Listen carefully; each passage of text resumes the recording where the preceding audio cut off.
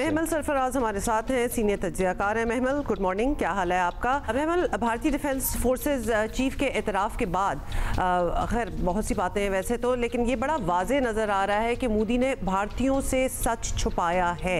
Opposition जवाब मांग रही है और बड़ी बुलंद आवाज़ें जो हैं उनमें ऑब्वियसली वो भी बड़ी सुनाई दे रही हैं। तो क्या मोदी आज से पहले कभी इतने अंडर प्रेशर नज़र आए हैं? देखिए, ऐसा नहीं है कि मोदी जो है वो कोई पहली बार अंडर प्रेशर है। अभी आप देखेंगे पिछले साल जो इंडिया के जनरल इलेक्शंस हुए थे उसके अंदर बीजेपी और मोदी का तो ये क्लेम था ना कि 400 पार होगा, लेकिन क्लियर मेजॉरिटी भी बीजेपी को नहीं मिली और एंड पे उन्हें कोलिशन गवर्नमेंट बनानी पड़ी। बल्कि मुझे याद है कि एक भारतीय अखबार की हेडलाइन थी कि इंडिया कट्स मोदी डाउन।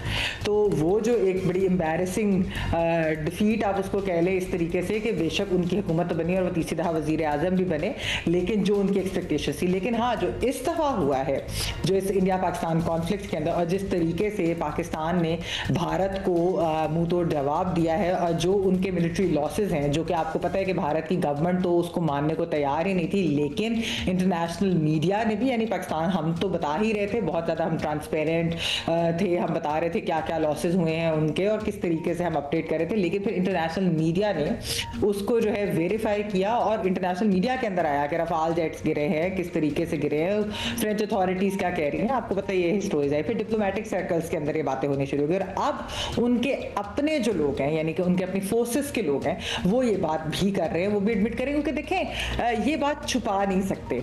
ये मोदी हुकूमत जो है वो चाहे कि वो छुपाना भी चाहे, वो इलेक्शन ट्रेल के ऊपर हैं, इलेक्शन कैंपेन के अंदर वो बार बार ऐसी बात कर रहे हैं कि जैसे तो वो जीते हुए हैं। हालांकि सबको पता है कि इंडिया को ना सिर्फ ये कि वो जीते नहीं, उनको हार का भी सामना करना पड़ा और उसके अलावा ये कि मोदी किस तरीके से एक्सपोज हो रहे हैं। आपको पता है उनकी ऑपोजिशन पार्टीज जो हैं वो तो रोज उनसे आए दिन सवाल करती हैं कि बताएं कि अमेरिका के साथ अमेरिका ने क्यों सीज़फायर का कहा, कौन गया था अमेरिका के पास, कैसे हुआ ये सीज़फायर, अमेरिका का क्या किरदार है। और अब जब से ये जनरल चौहान के कॉमेंट्स आए हैं उसके बाद तो मजीद सवाल आते हैं और बहुत सारे, अगर आप उनके ट्विटर अकाउंट्स देखें जो मोदी हुकूमत से बहुत क्लोज हैं, ख़ासतौर पे मीडिया के अंदर हों या इस तरह के जो लोग हैं, वो क्या ट्वीट्स कर रहे हैं, वो बेसिकली अपनी ही ये जनरल चौहान के खिलाफ वो कर रहे हैं कि इन्होंने इस तरह की बात क्यों की, इन्होंने ब्लूमबर्ग को ये बात क्यों की, इन्होंने सिंगापुर में जाके इंटरव्यू क्यों दिया, ये तो लोकल मीडिया को देना चाहिए। लेकिन लोकल मीडिया को वो क्या इंटरव्यू दें, भारतीय लोकल मीडिया तो फेक न्यूज़ चला रहा था कि लाहौर की बंदरगाह भी कब्जा हो चुके और कराची में भी अटैक और पता नहीं क्या क्या चीज़ें वो चला रहे थे। तो इंडियन मीडिया को कौन जो है वो ट्रस्ट कर सकता है। अच्छा बेबल, अब यहाँ से आगे जाना है। आपको पता है हम तो बड़े क्लियर हैं, हमारी ख्वाहिश पहले भी अमन की थी, अब भी बड़े वाजे है, हम डी एस्केलेशन चाहते हैं, मुज़ाकरात हों, अमन की बात हो। लेकिन इंडियन साइड पे तासुर है कि बीजेपी सरकार के होते हुए तो ये काम हो नहीं सकता। हम तो अपना ऑपरेशन ख़त्म करके अपनी फतह का जश्न भी मना चुके हैं, वहाँ पर ऑपरेशन चल रहा है उनके ख्वाबो ख्यालों में, उनके ज़हन में। उसको कहते हैं they are constantly in a state of war right now mentally. So आपको भी यही तासुर मिल रहा है कि वहाँ जब तक बीजेपी है, अमन की ख्वाहिश रखना हमारी सिर्फ ख्वाहिश ही हो सकती है, होना कुछ भी नहीं है।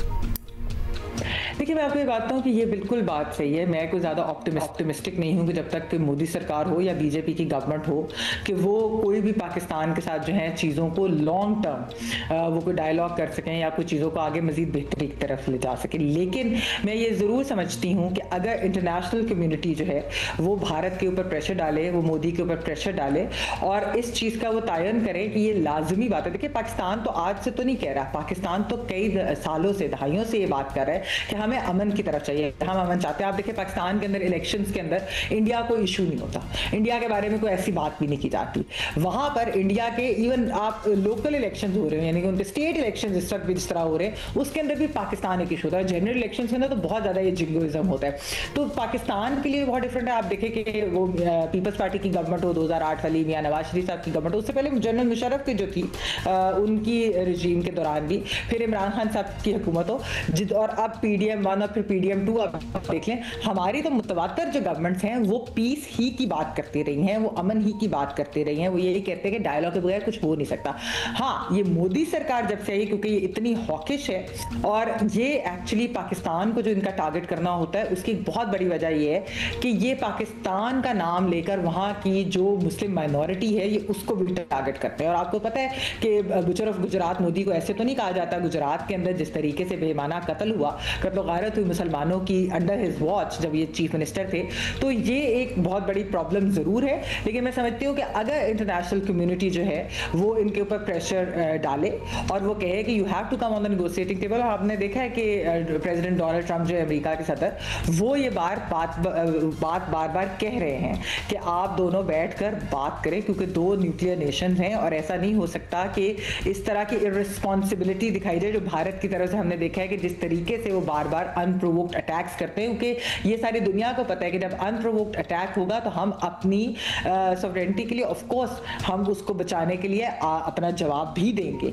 तो ये जो चीज़ है एस्केलेशन बिल्कुल नहीं होनी चाहिए। पाकिस्तान ने बार बार अमन की बात की है, अनफॉर्चुनेटली मोदी सरकार जो है वो पीस के अंदर इंटरेस्टेड लगती नहीं है और इस वक्त तो उनको बहुत ज़्यादा एम्बैरेसमेंट भी फेस करनी पड़ रही है। तो शायद एक ये भी वजह है कि वो सीज फायर किस तरह हुआ वो वाले जवाब नहीं वो दे सके, तो नेगोशिएटिंग टेबल पे जब आकर बैठना पड़ेगा तो पता नहीं इनको जो है मजीद पॉलिटिकल जो है एम्बैरेसमेंट जरूर होगी। लेकिन आई स्टिल थिंक कि ये एम्बैरेसमेंट कोई ऐसी वजह नहीं है कि जिसकी वजह से आप ना बैठे, बल्कि आपको खित्ते की रीजनल पीस के बारे में सोचना।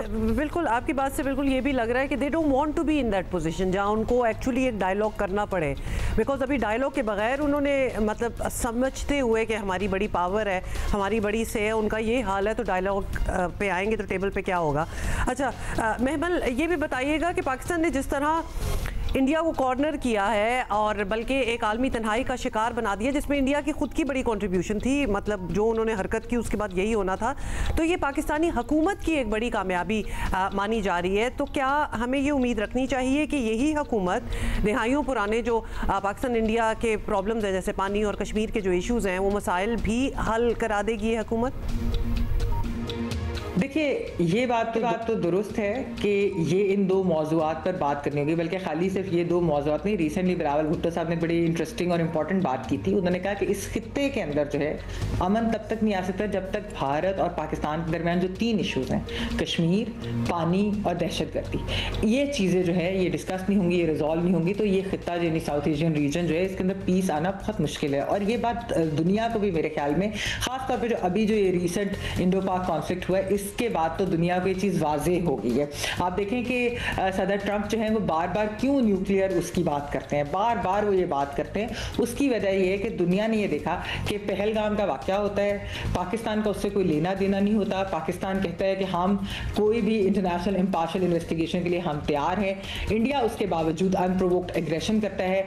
इंडिया जो है पाकिस्तान पर हमला करता है, ठीक है, हम उनको जवाबी कार्रवाई करते हैं, उनके हम जेट्स भी गिराते हैं, उनको खूब मिलिट्री लॉसेज होते हैं, लेकिन वो फिर भी बार बार हमें प्रोवोक करता है, एक के बाद दूसरी प्रोवोकेशन, एक के बाद दूसरी प्रोवोकेशन। फिर वो हमारी एयर बेसिस को हिट करते हैं, फिर उसकी भी हम जवाबी कार्रवाई करते हैं और फिर इंडिया जो है वो भागता हुआ सीज फायर के लिए जाता है अमेरिका के पास और फिर एक सीज फायर होता है। लेकिन दुनिया को ये चीज नजर आ गई कि ये मसले जब तक रिजॉल्व नहीं होंगे, खास तौर पर कश्मीर का इशू जब तक रिजॉल्व नहीं होगा, तो तब तक ऐसा ही है कि अगर कोई भी इस तरह का इंसिडेंट भारत के अंदर होता है तो वो पाकिस्तान पर इल्जाम लगाकर इस तरह का अनप्रोवोक्ड एग्रेशन अगर करता है तो वो फिर दो न्यूक्लियर ममालिक हैं, तो एस्केलेशन जो है वो ना चाहते हुए भी कैदा हो सकती है। तो इस चीज को रोकने के लिए इन इश्यूज के ऊपर इन दो ममालिक को बैठना पड़ेगा। तो मैं आपको ये जरूर बताती चलूं, देखें हम जब ये हुआ 370 आर्टिकल 370 वाला मामला हुआ, 6 साल गुजर गए, 6 साल तक कश्मीर तो मकबूजा कश्मीर के ऊपर कोई बात नहीं करता था इंटरनेशनल कम्युनिटी के अंदर। एक वजह ये भी थी कि भारत को प्रॉप अप किया जा रहा था चाइना को काउंटर करने के लिए। लेकिन इस बार कश्मीर के ऊपर डोनाल्ड ट्रंप ने बात की, कश्मीर क्यों इंटरनेशनलाइज हुआ, क्योंकि दुनिया को ये रियलाइजेशन होगी कि इंडिया जो है अंडर मोदी ये तो इनसेन होते जा रहे हैं, ये तो कुछ भी इस तरह की चीज कर लेंगे बगैर किसी सबूत के, बगैर किसी चीज के। तो ये कल को जो अगर इन दो ममालिक की इस तरह जंग एस्केलेट होती है तो फिर क्या होगा खित्ते के लिए और दुनिया के लिए, उसके कॉन्सिक्वेंसेस बहुत बुरे होंगे। और इसी वजह से मेरे ख्याल में दुनिया जो है वो बार बार जो बात कर रही है, इंडिया और पाकिस्तान जो रीहाइफनेट हुए हैं, कश्मीर का इशू जो इंटरनेशनलाइज हुआ है वो इसी वजह से हुआ है। हमारी भी उसके अंदर जो है डिप्लोमेटिकली हमने भी बहुत काम किया है, हमारी भी डिप्लोमेटिक है ना। और दूसरी तरफ जो मोदी की मैडनेस है, ये भी एक बहुत बड़ी वजह है कि दुनिया चाहती है कि हम दो ममालिक जो है आपस में बैठकर अपने मामला तय करें ताकि कल को इस तरह का खतरा जो है वो टल जाए। तो अगर ऐसा हो जाए तो खैर बहुत ही कमाल बात हो जाए। बहुत शुक्रिया महमल। Thank you.